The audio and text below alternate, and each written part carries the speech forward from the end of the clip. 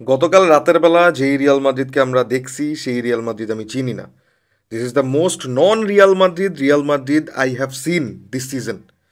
এই সিজন কি আমরা ম্যাচ আগে হারি নাই, চোখ আগে করি নাই? করছি, অফকোর্স করছি, ম্যাচ হারছি, ভালো ব্যবধানে হারছি।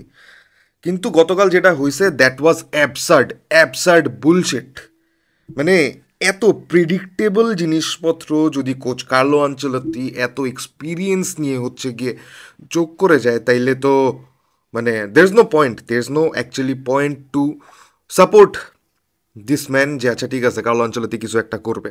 হ্যাঁ, এক ম্যাচ আগেও মনে হইতেছিল যে আচ্ছা ঠিক আছে might be Real Madrid might be back, Real Madrid হয়তো গেমের মধ্যে ব্যাক করতেছে, হয়তো এমবাপ্পে ফর্মের মধ্যে আসবে। তারপরেই জিনিসপত্র উল্টা পুল্টা কইরা জিনিসপত্র টোটালি চেঞ্জড কীভাবে তুমি চিন্তা করো যে আচ্ছা ঠিক আছে আগের ম্যাচ পর্যন্ত আমরা দেখতেছিলাম যে এমবাপ্পেকে লেফট উইং পজিশন দিয়ে দিতেছে। এই ম্যাচের মধ্যে সে ঠাস করে দেখছে যে অ্যাথলেটিকো বিলবাও আমরা 4-4-2 খেলবো। 4-4-2-তে আমরা আগে যেভাবে দেখছিলাম যে আচ্ছা ঠিক আছে রদ্রিগো ভিনিসিয়াস হচ্ছে গিয়ে সামনে যে টু, সেটা হইতেছে এই ম্যাচের মধ্যে এমবাপ্পে আর হচ্ছে গিয়ে হবে কি বলবো রদ্রিগো হবে। ভাই, আমি পুরা সিজনে একটা জিনিসের জন্য সাফার করছি, সেটা হচ্ছে এমবাপ্পেকে সেন্ট্রালি খেলানো।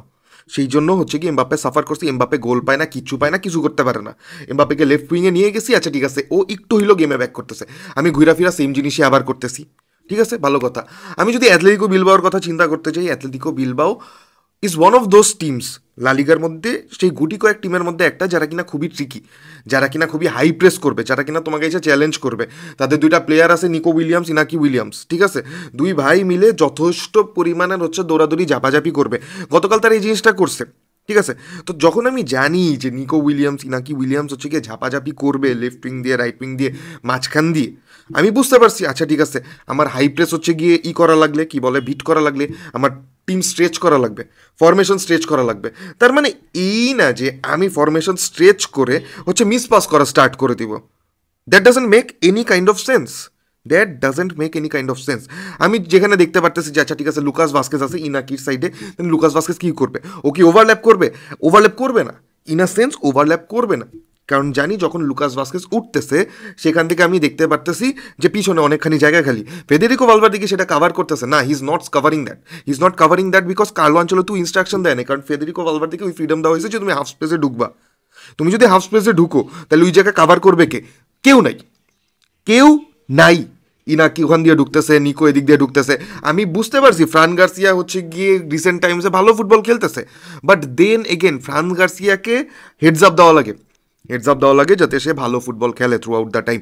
ফ্রান গার্সিয়া গতকালকেও যে খুব বাজে ফুটবল খেলছে জিনিসটা এরকম না, কিন্তু ফ্রান গার্সিয়াকে হচ্ছে গিয়ে ওই সাপোর্টিভ ব্যাকআপটা দেওয়া লাগে যাতে সে হচ্ছে গিয়ে আরও কি বলবো তার প্রোডাক্টিভিটা দেখাইতে পারে। কারণ ম্যাচের মধ্যে দেখতেছিলাম যে he was trying to get the ball, সে বল নিয়ে উপরে ওঠার চেষ্টা করতেছে, সাপোর্ট করার চেষ্টা করতেছে, বাট দেন এগেন কার্লো আনচেলত্তির এটা বোঝা লাগবে যে আমি যদি আমার ফুল ব্যাক উপরে তুলে দিই, ওদের এরকম 2-3টা প্লেয়ার আছে যারা কিনা যে কোনো মুহূর্তে গোল বের করার চান্স ক্রিয়েট করতে পারে। ঠিক আছে, হয় নাই, সে সেইভাবে চিন্তাই করে নাই। সে হচ্ছে চুয়ামিনিকে ব্যাক করাইছে যে কিনা ইনজুরি থেকে ব্যাক করছে। কামাভিঙ্গা কেন নাই he was that guy in the last games যে কিনা একটা এক্সট্রা এক্সিলারেশন দিতেছিল। কেন আমি হচ্ছে গিয়ে ওই যে আমার সেট লাইন আপ যখন প্লেয়াররা ব্যাক করতেছে তাদেরকে নামাই দিতে হবে কেন? আমি এমবাপ্পেকে পেনাল্টি দেওয়ার ডিসিশনটা এখনও বুঝতেছি না ভাই। দেখো, এরকম একটা ম্যাচ আমি গোল খেয়ে আসি, ঠিক আছে, আমার হচ্ছে গিয়ে কাম ব্যাক করতে হবে। তো আমি বলটা কার হাতে দিব? আচ্ছা ঠিক আছে পেনাল্টি আসছে, বলটা আমি কার হাতে দিব? যে কিনা আগের ম্যাচে আমার জন্য পেনাল্টি স্কোর করছে, ইজি গেম, যে কিনা আগের ম্যাচে আমার জন্য পেনাল্টি স্কোর করছে। আচ্ছা ঠিক আছে ওর কথা বাদ দাও, আমার টিমের মধ্যে একটা সেট পেনাল্টি টেকার তো থাকা উচিত না? আমি কখনো দেখি ভিনিসিয়াস নেয়, কখনো দেখি বেলিংহাম নেয়, কখনো এমবাপ্পে এসে মিস করে। Then what's the point of it? আমরা কি হচ্ছে গিয়ে করতেছি নাকি যে রক পেপার সিজার খেলতেছি, যে জিতছি আমি নিব, হারছি আমি নিব না? জিনিসটা কি এরকম যে আচ্ছা ঠিক আছে যে তিনজন বাইটা হচ্ছে গিয়ে পেনাল্টি নিতেছে, এটা হয়তো আমি বুঝতাম যে আচ্ছা ঠিক আছে টনি ক্রুজ আর হচ্ছে গিয়ে আরিয়ান রবেন এরকম বাইটা হচ্ছে ফ্রি কিক নিছে, বাট দেন এগেন ওরা দুইজনই টপ ফর্মে, দুইজনই তখন ভালো ছিল।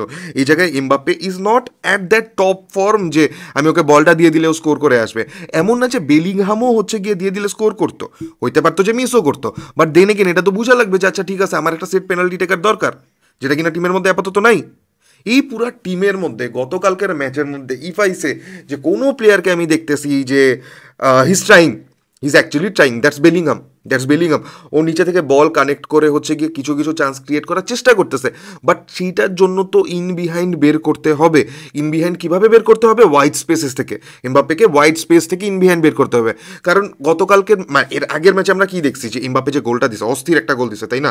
সেইটা কীভাবে আসছে? ওয়াইড স্পেস থেকে আমার ডিফেন্ডারের পিছন দিয়ে রান বের করছে, ইজি জিনিস। এমবাপ্পে বল কী বলে, বেলিংহাম বল ছাড়ছে, সে সেই জিনিসটা পিক করছে, পিক করার পরে হচ্ছে গিয়ে শট নিছে, গোল স্কোর করছে, ইজি জিনিস। কিন্তু এখন তো পুরো জিনিসটাই কার্লো আনচেলত্তি চেঞ্জ করছে, যে না সেন্ট্রালি আমি হচ্ছে গিয়ে দেখতেছিলাম যে সেন্ট্রালি দুজনকে বসাইছে, ফাইন।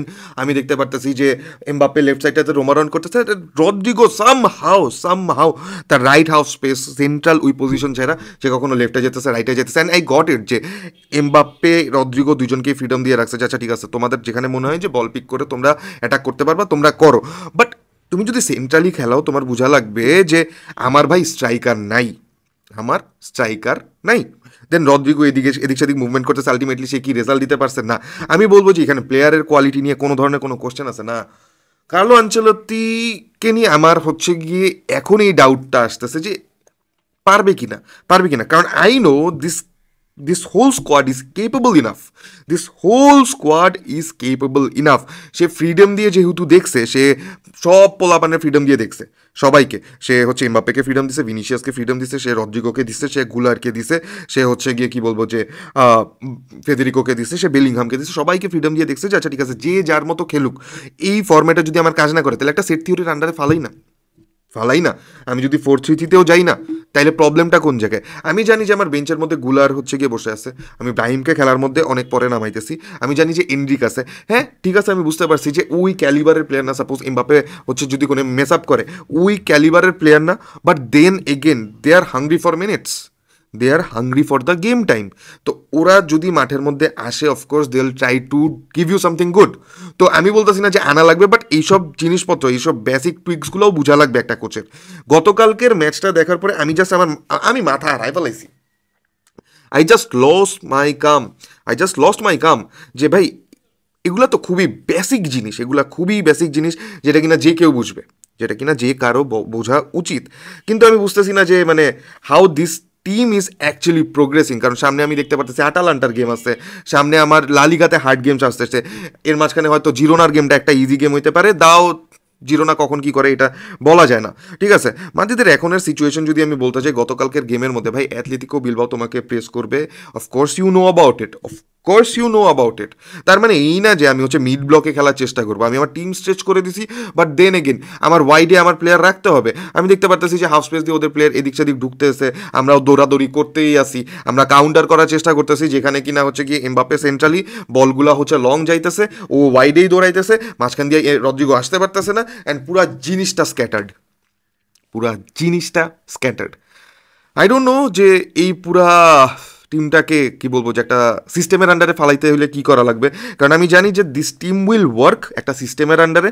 কারণ সাপোজ এর আগের ম্যাচও, মানে এই ম্যাচের আগের ম্যাচও আমরা দেখতে পাচ্ছি যে আচ্ছা কোনো সিস্টেমের মধ্যে, হালকা করে একটা সিস্টেমের মধ্যে ফালাইলো টিম কাজ করে, দেন ওয়াই নট সিস্টেমে ফালাবো।